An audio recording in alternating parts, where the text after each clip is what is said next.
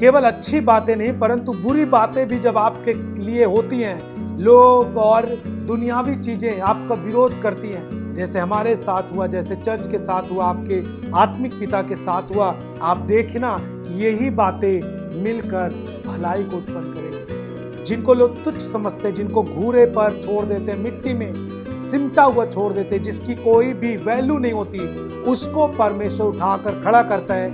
मन नहीं करता फिर भी आप मीटिंग को अटेंड करें ताकि आप अपने मन की रक्षा कर सके, क्योंकि मूल स्रोत यही है। जब आपका मन से गलत चीजें निकल जाएंगी, आपका मन लगने लगेगा, क्योंकि आपको पता होना चाहिए कि परमेश्वर का यही प्रमाण है, यही गवाही है कि वो इस धरती पर है।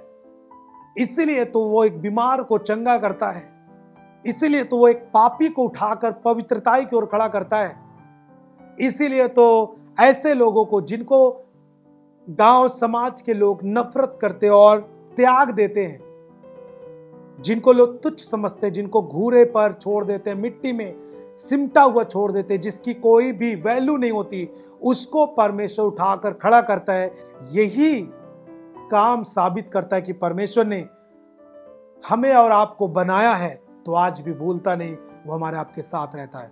उसने यूसुफ को नहीं छोड़ा, उससे पहले भी थे अब्राहम, इसहाक, याकूब, उसने किसी को नहीं छोड़ा जिसके साथ उसने वाचा बांधी। मैं आपसे कहना चाहता हूं, आपसे भी परमेश्वर ने वाचा बांधा है कि आप विश्वास करते हैं। उसने आपसे वाचा बांधा है कि आप मेरे पुत्र और पुत्री हैं। उसने आपसे वाचा बांधा है कि जब तू जहां भी जाएगा मैं तेरे संग रहूंगा। उसने आपसे वाचा बांधा है कि मैं तेरे कामों को सफल करूंगा। उसने आपसे वाचा बांधा है कि तू पूंछ नहीं परंतु तू सिर होगा हर जगहों पर। उसने वाचा बांधा है कि मैं तुमको अमीर करूंगा। उसने वाचा बांधा है कि मैं तुम्हें विरोधियों के सामने सबसे ऊंचे पर बैठाऊंगा। यूसुफ को परमेश्वर ने स्वप्न दिया।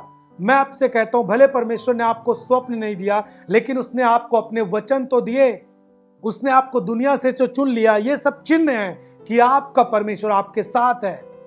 अब आप इस नई सृष्टि होने के कारण आपको इन चीजों पर खड़े रहना है। आपका विरोध होता है, कोई ये नई बात नहीं है विरोध होना, विरोध सबका होता है। क्या संसार में विरोध नहीं होता? यदि आप अच्छे कमाने खाने लगे तो लोग आपका विरोध करने लगते हैं। यदि आप मसीह में आते हैं तो आपका विरोध होता है, तो कोई नई बात नहीं है, क्योंकि जब आप नई सृष्टि में जाते हैं तो पुरानी सृष्टि आपका विरोध करती है। पहले वो आपका विरोध करते हैं कि आपको रोक सके, फिर आपको मारते हैं कि आपको रोक सके, फिर आपके ऊपर झूठे मुकदमे करते हैं कि आपको रोक सके, फिर आपको जब आपको इन चीजों में नहीं हरा सके तो वो कोशिश करते हैं कि किसी लड़की के द्वारा एक मसीही लड़के को पाप में गिराया जा सके, किसी लड़के के द्वारा मसीही लड़की को पाप में गिराया जा सके। फिर वो व्यभिचार के द्वारा आपको, पाप के द्वारा आपको, चोरी के द्वारा, लालच के द्वारा आपको उस कॉलिंग से, उस नई सृष्टि से अलग करना चाहते हैं। वो हर एक कोशिश करके रख देते हैं।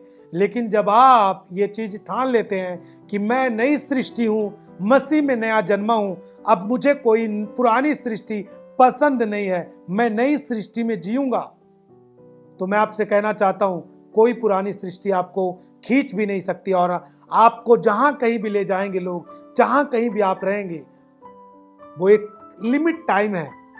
लेकिन परमेश्वर जब आपको ऊंचा करेगा तो आपके लोग ही आपको सलाम करेंगे और आपके सामने झुकेंगे। आमीन। यह है नई सृष्टि की पहचान, यह है मसीह में जन्म पाने वालों के लिए खासियत। बाइबल कहती है कि जितने मसीह यीशु में हैं उनके लिए सब बातें मिलकर भलाई को उत्पन्न करती है। केवल अच्छी बातें नहीं परंतु बुरी बातें भी जब आपके लिए होती हैं, लोग और दुनियावी चीजें आपका विरोध करती हैं, वो सब चीजें भलाई में बदल जाती हैं। जैसे यूसुफ के साथ हुआ, जैसे यीशु मसीह के साथ हुआ, जैसे पौलुस के साथ हुआ, पतरस के साथ हुआ, जैसे हमारे साथ हुआ, जैसे चर्च के साथ हुआ, आपके आत्मिक पिता के साथ हुआ। आप देखना कि यही बातें मिलकर भलाई को उत्पन्न करेगी, क्योंकि हमें पता है जो परमेश्वर इस अब्राहम के साथ था, जो इसहाक के साथ था, याकूब के साथ था, जो मूसा के साथ था, जो यूसुफ के साथ था, जो पतरस के साथ था, जो पौलुस के साथ था, जो यहोशू के साथ था, वही परमेश्वर हमारे और आपके साथ है। इसका मतलब कि नई सृष्टि के प्रति आपको सचेत रहना चाहिए, क्योंकि ये जीवन जब एक बार गया तो फिर आप फंस जाएंगे दुनियावी चीजों में। मैं आपके लिए और पढ़ना चाहता हूं, इफिसियों 4 उसके 17 से पढ़ेंगे।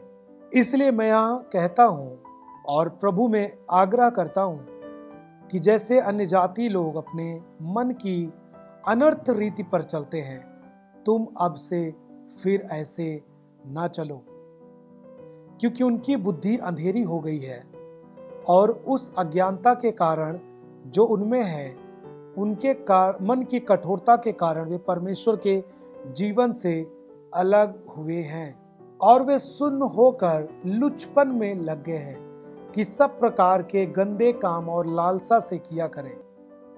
पर तुमने मसीह की ऐसी शिक्षा नहीं पाई, वरन तुमने सचमुच उसी की सुनी और जैसा यीशु में सत्य है उसी में सिखाए भी गए कि तुम पिछले चाल चलन के पुराने मनुष्यत्व को जो भरमाने वाली अभिलाषाओं के अनुसार भ्रष्ट होता जाता है उतार डालो और अपने मन के आत्मिक स्वभाव में नए बनते जाओ और नए मनुष्यत्व को पहन लो जो परमेश्वर के अनुसार सत्य की धार्मिकता और पवित्रता में सृजा गया है। पुरानी सृष्टि के तरह अनर्थ की चाल नहीं चलने के लिए आप बुलाए गए। आपने ऐसी शिक्षा नहीं पाई। उनके मन जो है वो कठोर हो चुके हैं और इसीलिए वो लुचपन के काम में लग चुके हैं और इन्हीं सब जो उनकी बुद्धि अंधेर में चली गई है, अंधेरी हो चुकी है, इसी कारण से वे परमेश्वर के भले कामों से दूर हो चुके हैं। मैं आपसे कहना चाहता हूं कि आप अपने दिनचर्या और अपने जीवन की जो जीवन शैली है, आप प्रतिदिन जो काम करते हैं, आप उनमें से किसी भी काम को, कोई भी चीजों को आप नहीं भूलते और नहीं भूलना पसंद करते। आप यदि कुछ चीजें भूल जाते हैं आप, तो आप उसे जाकर तुरंत करते हैं, क्योंकि आपको पता है ये नहीं किए तो हमारा ये नुकसान हो सकता है। सुबह उठना है, नहाना है, खाना है, बाथरूम में जाना है, ब्रश करना है, खाना है, कपड़े साफ करना है, फोन भी चलाना है, उनको कॉल करना है, इनको कॉल करना है, अपने काम पे भी जाना है, बच्चों को भी देखना है, घर की महिलाएं हैं आप, तो यदि आपको खाना भी बनाना है और भी काम करना है, बहुत सारे काम आपको याद रहते हैं। खेत में धान की कटाई चल रही है, आपको उसको भी काम करना है। हर चीजें आपको याद है। यदि आप कोई चीजें भूल जाते हैं, आप उसे फिर से तुरंत करने की कोशिश करते हैं और आप उसे करते हैं, लेकिन आप अपने नए जीवन में, नई सृष्टि में आप प्रार्थना करना, वचन पढ़ना भूल जाते हैं और आप कहते हैं मुझे समय नहीं मिलता या फिर मेरा मन नहीं लगता, मेरा मन नहीं करता। ये कैसे हो रहा है? जब एक जीवन से जुड़ी जिन दिनचर्या की चीजें आप करने से नहीं भूलते। उदाहरण के लिए, यदि मान लीजिए आप रोज दिन प्रतिदिन रोज आप सुबह उठते हैं, जब आप तो ब्रश करते हैं, बिना ब्रश करे आप न खाते हैं न पीते हैं और आप नहाते भी हैं। आपको पता है, आप ब्रश करते हैं, आप नहाते हैं, अपने शरीर को आप साफ सुथरा करते हैं। यदि आप ना नहाएं और ना ब्रश करें तो आपके शरीर से गंध आने लगेगी और आपको गंदगी फील होगी, अरे मैं क्या करके रखा हूं। यदि आप प्रतिदिन इस तरीके से काम करते हैं और यदि आप किसी दिन ना नहाएं या फिर ब्रश ना करें तो आपको कैसा फील होता है? आपके अंदर से गंध आने लगती है। उसी तरीके से जब आप अपने मन के अंदर वचनों को पढ़ना और प्रार्थना करना यदि आप बंद कर दें तो आपके अंदर से, यानी आपके मन से गंदे गंदे काम, गंदी गंदी बातें, गंदी चीजें प्रकट होने लगती हैं।